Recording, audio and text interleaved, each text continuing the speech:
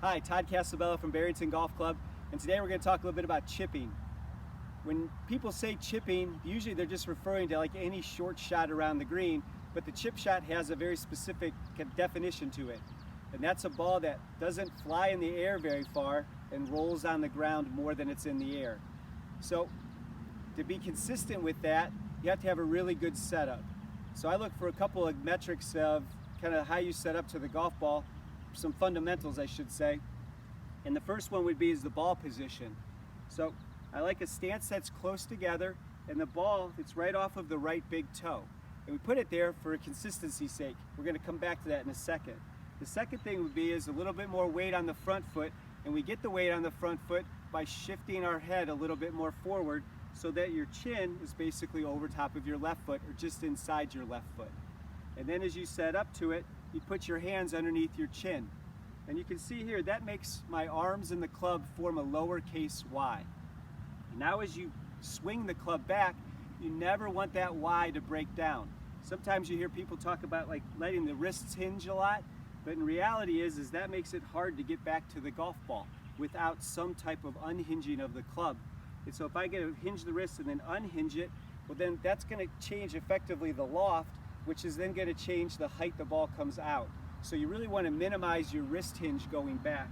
So as you again set up, way a little forward, chin forward, hands under the chin, lowercase y, and as you go back, you're just going to rock that y back, swing through it, and create a little bit of a pivot towards the target. And that pivot's important in the short game by making sure that your low point is in front of the ball. Also too, it helps take out some of the arm action and makes it harder for you to use your wrists. You really want to minimize how much your wrists are flipping going back and through. So again, you set up here, lowercase y, rock the y back and through. So as we set up for this shot, you can see I've got a little setup here. You always want to try to land the ball on the green as soon as you can. What I like to say basically is 1 to 3 paces out. You wouldn't want to land it right on the edge of the green, because if you land it short in here into the fairway, that's going to be a big reaction, a lot different reaction than if it lands here on the green. Also too, usually the first 30 inches or so, they do a cleanup cut around the greens, and that's a little bit more compressed, causing the ball to jump a little bit more. So for consistency, again, you want to try to land it roughly 1 to 3 paces, and that's where I have this ring.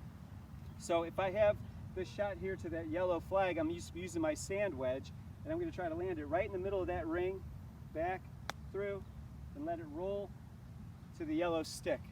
Now, if I have to go to the red stick further onto the green, I'm going to make the exact same motion, except now I've switched to my 9-iron. Same setup, everything, same intention of landing the ball in the same spot, back, through, and now because I've used a club with less loft, the ball comes out lower, and now it's going to want to roll more. So you change with the chipping, you always keep the technique the same, but you change the club based on how much you want the ball to roll out.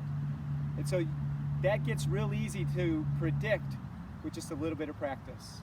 So again, you always want to try to land a ball 1 to 3 paces and let the loft of the different clubs create the different rollout. And a final thought, it's a lot easier to hit your spot the closer it is to you, as opposed to trying to land something way out onto the green. That will require a bigger swing and more margin for error. So again, land the ball 1 to 3 paces and let the loft of the club do the work for you on the roll. Give that a shot, and I'm sure you're going to start to do better in your short game.